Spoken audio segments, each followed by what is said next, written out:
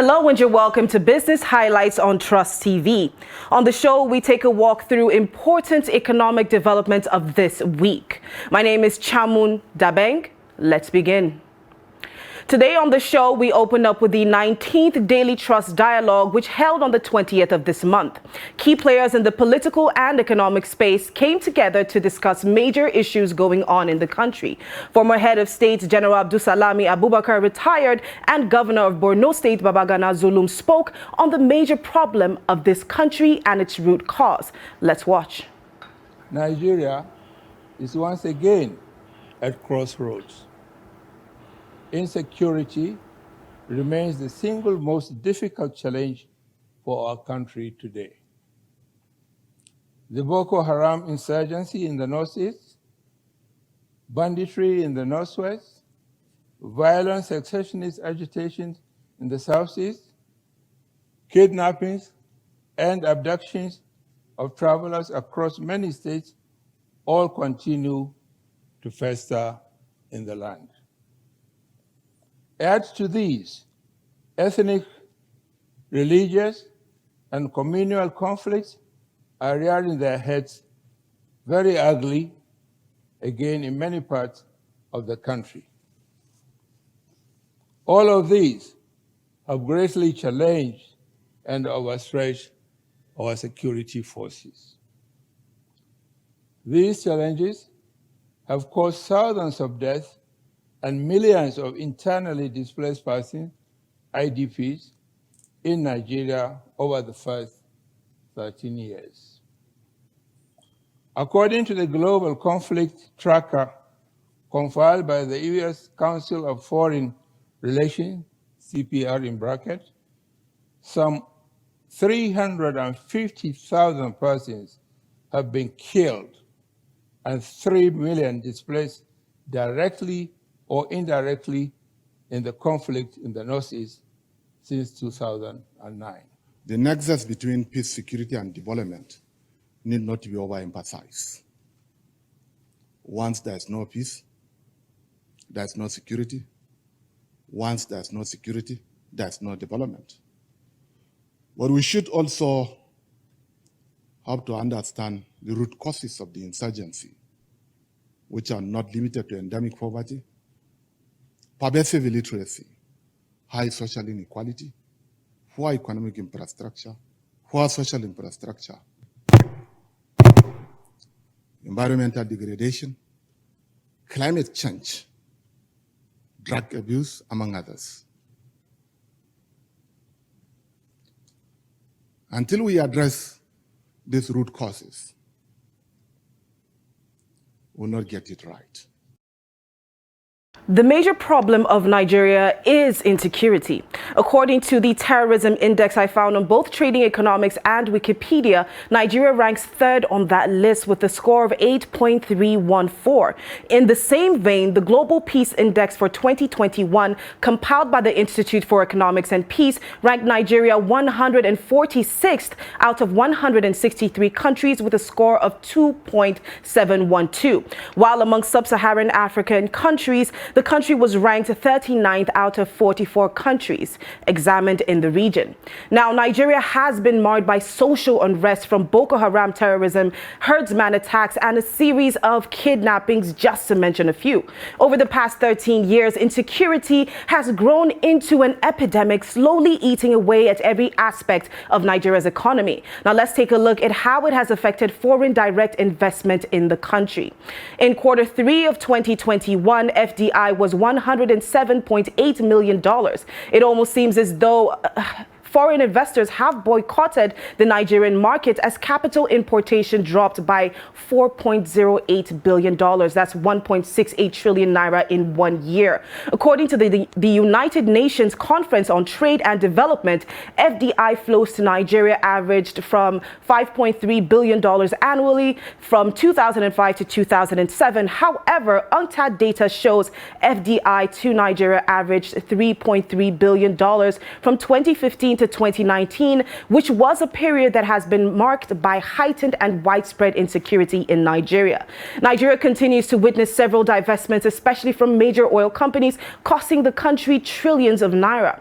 There has been a disproportionate defense spending vis-a-vis other economic sectors. In order to handle the increasing insecurity in Nigeria, the government has been allocating hundreds of billions of naira to defense and security-related expenditure. Now, this is money that could have been going somewhere else in the economy, especially the education and health sectors. It has also resulted in an increase in brain drain, and what this means is the emigration of highly trained or qualified people from a particular country, Nigeria, to another like the UK, US, or Canada. Nigeria is losing some of its best brains on a daily basis through mass immigration to Western countries. In a poll conducted by NOI Polls, it found that almost 9 in 10 respondents disclosed they are seeking work opportunities abroad. It also found that 83% of doctors who filled the survey, and are based abroad are licensed in Nigeria, indicating that they had completed their medical education in Nigeria before leaving the country. Insecurity has also caused a disruption of economic activities. With high levels of insecurity comes internal displacement of people and the crippling of economic activities in the worst affected areas. Insecurity within northern states has also created internal refugees within the country. As a result, people in the refugee camps are not able to contribute to economic activities. We have also seen how agricultural produce in Benue, Plateau, and a number of other north-central states of Nigeria have been affected by the herdsmen-farmer clashes. Now let's take a look at the prevalence of food insecurity in Nigeria from 2014 to 2020. In 2018 to 2020, the prevalence of food insecurity in Nigeria shot up to 21.4%. Now what's the way out?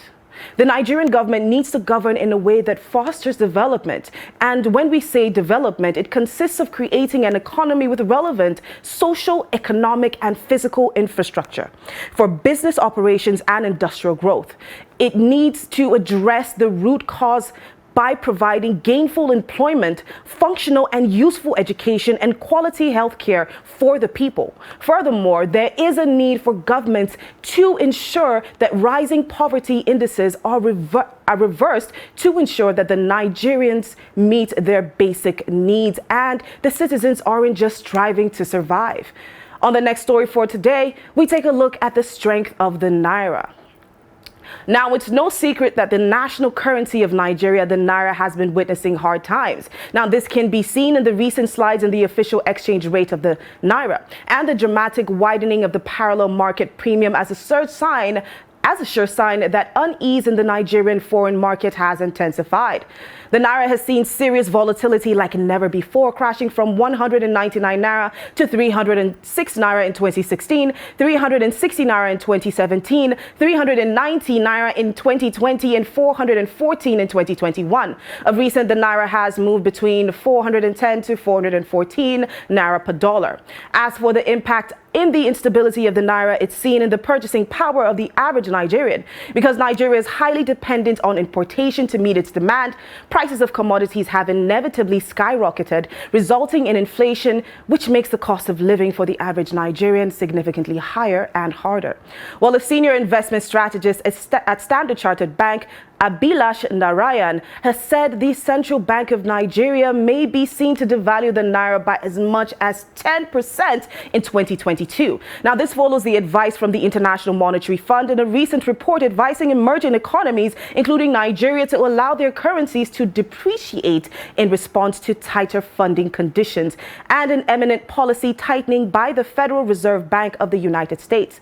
Now, I spoke to economist Dr. Samson Galadima and asked if he agreed with the prediction and if the further devaluation of the currency was inevitably going to happen, as other economists have also predicted. And here was his response to my questions.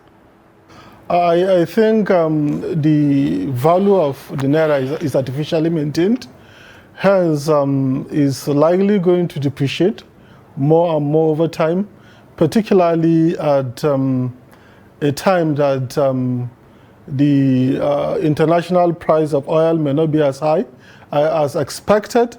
I know it's trending upwards at the moment, but there is still a lot of work that needs to be done, because to boost our foreign exchange reserves, it goes just beyond the international price of crude oil. I know that's the primary thing, but we also need remittances to come. And things are not easy for anybody at the moment, particularly after COVID. The global economy is still recovering and is not fully on track to pre-pandemic levels. So there's a lot of work that needs to be done. Also, our imports and export. We import a lot, and that also diminishes the size of our foreign exchange reserves. So these are some of the problems, and I think this organization is being mild in its prediction. It's probably, there's every tendency that it could get devalued beyond 10%. I'm sure they're just trying to be conservative about their estimate, because even within this year, just in January, it has been devalued. It may not seem like large, by maybe 1 to 2%, but we are still early in the year, so a lot of things can happen, and we still have supply chain bottlenecks. We still have double-digit inflation. There are so many factors that could likely affect the value of the Naira in 2022.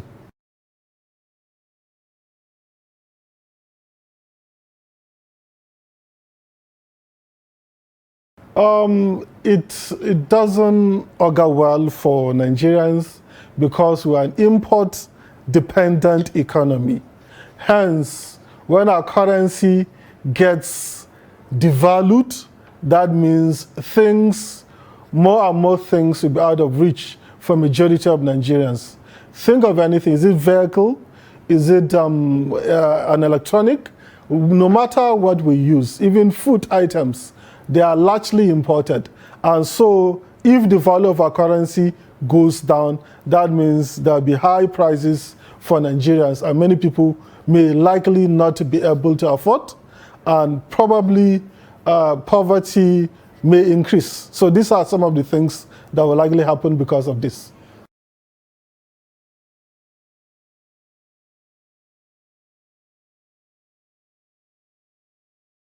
Yes, it will. The value of the currency is an important factor in the value of the GDP, because normally you have nominal terms and you have purchasing power parity terms. So in nominal terms, if our growth, let's say Nigeria's economy is projected to grow by 1 trillion, and 1 trillion in dollar at the current exchange rate is, let's say, 20 billion.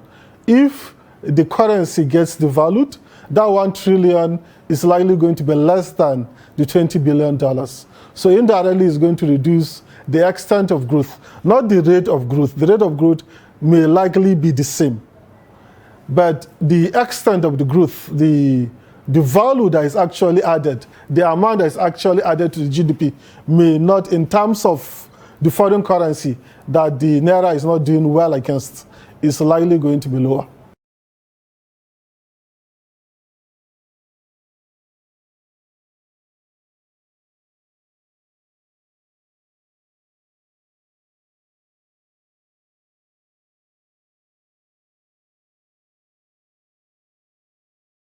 From the budget that was passed for 2022, the government is expected to bench borrow this year.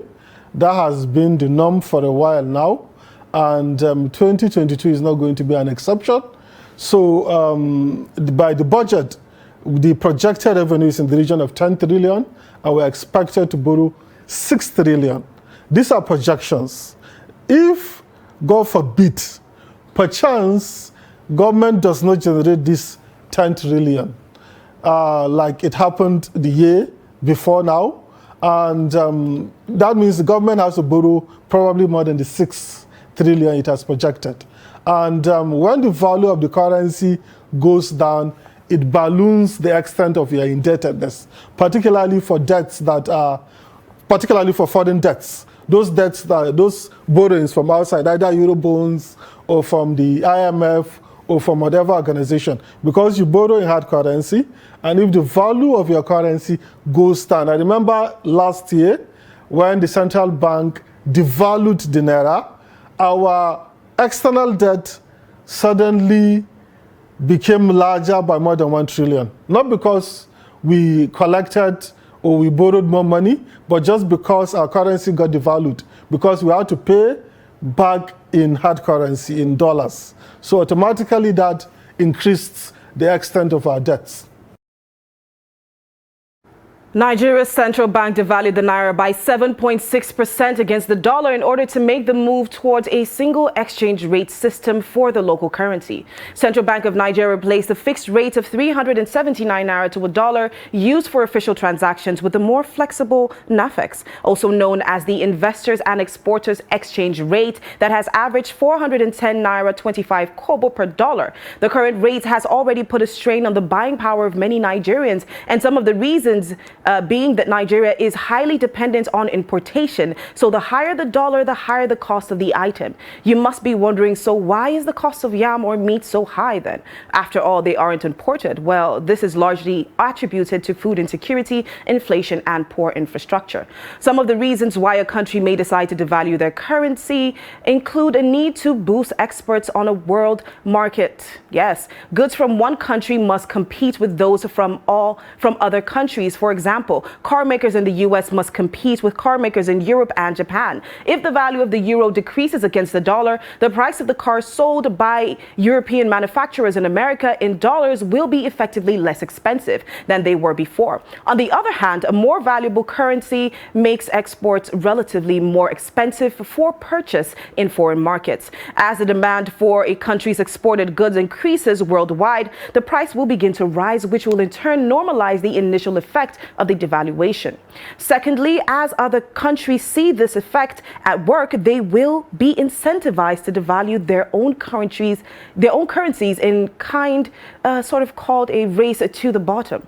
Yes, this can lead to a tit-for-tat currency war and lead to unchecked inflation. However, in Nigeria's case, unfortunately, we aren't so much of a manufacturing nation, as we have found ourselves importing way more than we export. Now, let's take a look at our major exports for 2021. Crude and other oil products was 89%, manufactured goods 5.77%, agriculture 2.83%, others 2.41%. Now, as you can see, our major export is and has always been oil. So when the prices of oil tanks, it takes a serious hit on our economy, further putting a strain on the stability of the currency. Now, there is a dire need for the country to diversify the economy and amp up manufacturing. A country may also decide to devalue their currency in order to shrink trade deficit. Exports will increase and imports will decrease due to exports becoming cheaper and imports more expensive. Now, this favors an improved balance of payments as exports increase and imports decrease, shrinking trade deficits. Now, persistent deficits are not uncommon today. However, ongoing deficits are unsustainable, in the long run and can lead to dangerous levels of debt, which can cripple an economy. Devaluing the home currency can help correct the balance of payments and reduce these deficits. Devaluation also increases the debt burden of foreign-denominated loans when priced in the home currency. Now, this is a big problem for developing countries like Nigeria, which holds lots of dollar and euro-denominated debt. These foreign debts become more difficult to service, reducing confidence among the people in their domestic currency. The thought of further devaluation of the naira is sincerely a scary one, as it will take or make life even harder than it already is. But can the government prevent this from happening? Well, we'll take a short break, and when we get back, we move on to inflation. I'll be right back. Don't go anywhere. We just have 5 minutes left.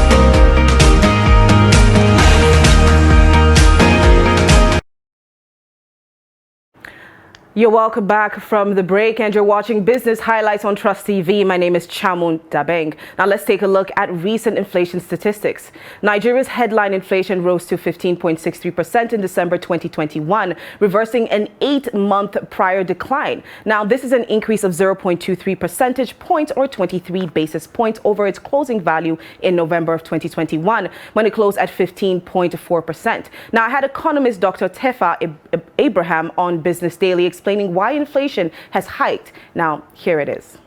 So generally, there's a seasonal trend with inflation. If you look at 2020, 2019, inflation picks up from December and then maintain that upward increase. In January 2021, February, peaked in March and then start going and then declined again. So this huge spending that came in December generally affected it. But again, there's a global context to inflation this time around. US is also experiencing inflation because of huge COVID-19 spending, shortage and supply shocks on energy sector and labor supply as well. US is recording one of its highest inflation in the last 20 years. UK is also experiencing one of its highest inflation in the last 30 years. And then generally, that inflation is driven by huge spending to be able to address the supply gap that arose as a result of the shock on production and supply attributed to COVID-19. Huge spending on government stimulus to help boost consumption and support livelihood in the context of COVID-19. But one question is, how does that affect Nigeria? The huge spending on government side, inflation can be a monetary phenomenon or a fiscal phenomenon. It could even be cost push and structural. In this context, huge government spending has a way of increasing money in circulation, and then businesses and producers and contractors want to catch up with what government is spending by going into that business. So what happens is that inflation generally increases, inflation will just assume in an upward trend. So generally, the huge spending from government sector, the spending from December period, and then the spending that is associated to expected campaigns and national population census, huge spending on INEC side, huge government expenditure of 17-point-something trillion, supported by what state government are also doing. These are all the factors coming together to make our inflation stay the way it is. Now, there is a direct relationship between the strength of the currency and inflation. The higher the inflation, the faster your money loses value. So what does this mean for the people? The increase in Nigeria's inflation rate implies that the purchasing power of Nigerians has been eroded even more and was worse during the holidays. Now, there is a need for the country to act fast by taking monetary fiscal measures and boosting production within the country. Well, that's all the time that we have today on Business Highlights. We have come to the end of our show. But don't forget to follow us on our social media platforms. You can find us on YouTube, Instagram, Twitter, and Facebook. Just look us up at Trust TV News. Well, once again, my name is Chamun Dabeng, signing out.